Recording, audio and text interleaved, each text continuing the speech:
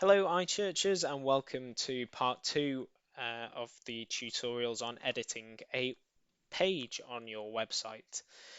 So, in the last one, we looked at using the block editor to insert bits of text and images. There are there is an absolute multitude of blocks that you could use if you wanted to.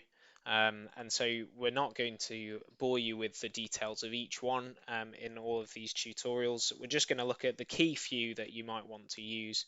And ultimately, these tutorials will hopefully, in general, just put your mind at ease and make you feel more comfortable with editing your website and trying new things because I suppose it'll be a part three really of this pages tutorial. We'll look at how you can rectify mistakes and how you can get yourself out of some potentially sticky situations in terms of you might want to remove a big bit of content that you did that you put on that you want to get rid of and all those similar situations that you might find yourself in. So we hope that tutorial particularly will make you feel more confident in trying new things, and that if things go a little bit wrong, how to restore them and put things back to normal. So we're going to look, as I said, at a couple more blocks on and how you might use them. So we're going to start with a fresh new page because we hadn't discussed adding a new page in the last tutorial.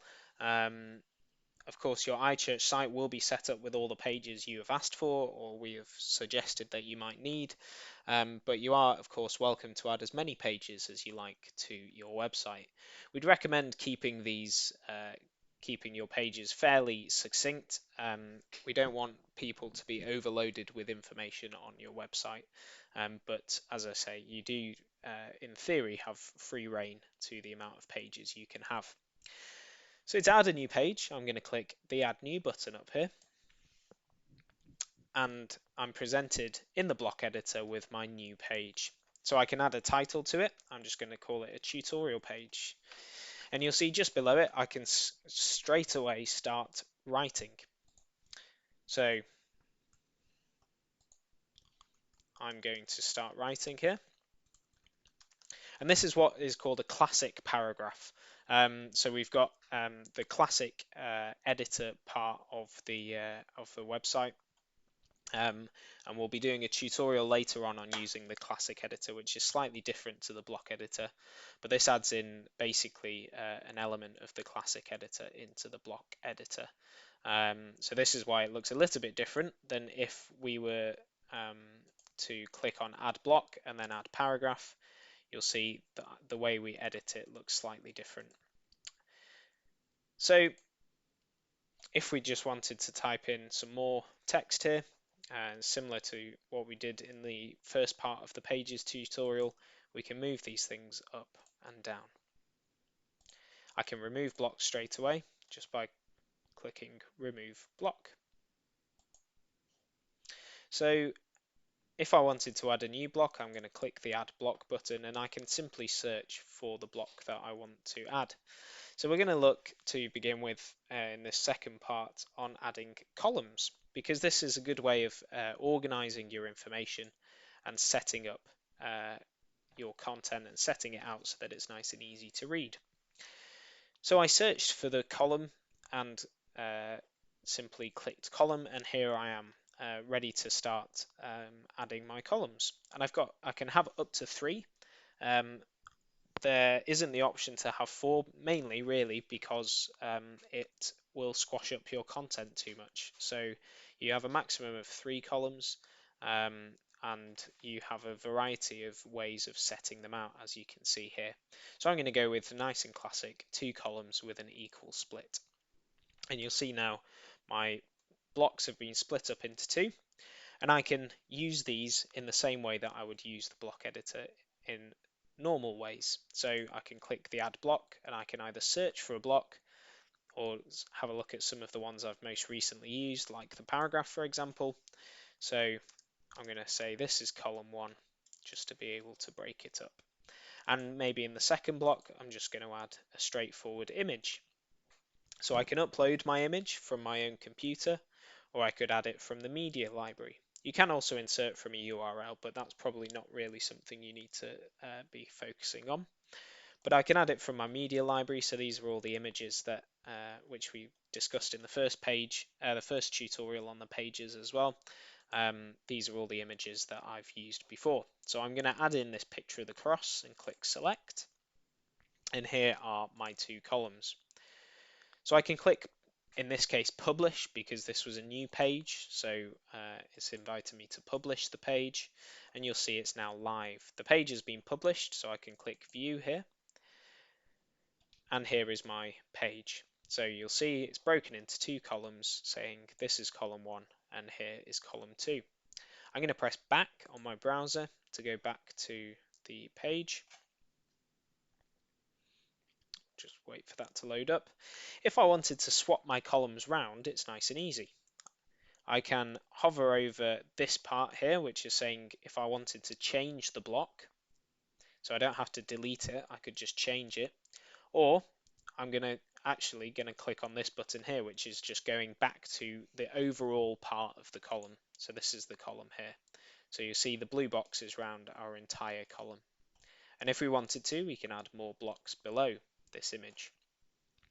To swap the columns, similarly to the up and down arrows on the block editor, I've got my left and right ones here for the column. So I can just click left and you'll see they've swapped over. So that's nice and easy. Again, if I want to make sure that my changes are saved, I can click update. And then, well, I can preview my page or I can view the page here. If I wanted to view it in my 2-tab editing style, which we talked about in the first tutorial, then I can, well, that's just disappeared now, but I can click preview here and you'll see it's preview in a new tab. And here is what my page looks like as a preview. The only other block that we think is maybe useful to you as an iChurch webmaster is the tables. So similarly to using a Word document, you have the option of tables. So I'm just going to remove all of these blocks just to tidy things up a bit. And we'll just go back to this main part of the paragraph here. So if I wanted to insert a table, same way, I go to add block and then I can search for a table.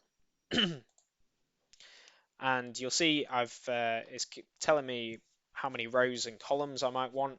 It doesn't really matter what you put in this because you can change it later.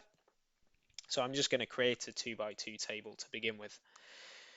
So here's my table.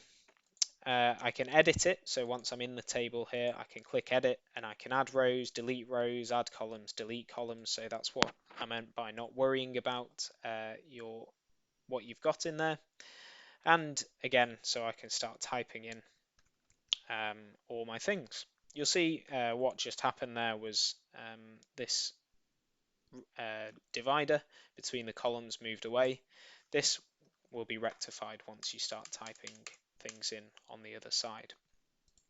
You can change the alignment of your table as well if you wanted to just have it maybe on the right hand side. But as you can see, that looks a little bit squashed. But if we were to click update and then clicked view page and in a new tab, you'll see it's a little bit squashed over here. So, you know, that wasn't something we would want to do, but your options are there if you wanted to. And we can move this back up to the top. So you see it's now in with the hello section. But I'm going to change the alignment back now to wide width, or I could just change it to align center. And again, it squashed it up a little bit at the moment, but when I start typing, it's going to expand it again. So that's a table, and you can caption tables even if you really wanted to. You can change your block if you really just wanted to transform it back to a paragraph. Then we've got a few options with our few more options with our table here. We can change the width manually, and again, we just go to table here. And so slightly different way of inserting tables and things. This is back in our classic paragraph editor. Then we can make all our changes to our table here. So that's the table, and I'm just going to remove that now by finding the remove block button. Here we go. So that's how we remove our block. As I said, if we look at the add block section here, there are so many different blocks you can have a look at, even things as simple as a page break.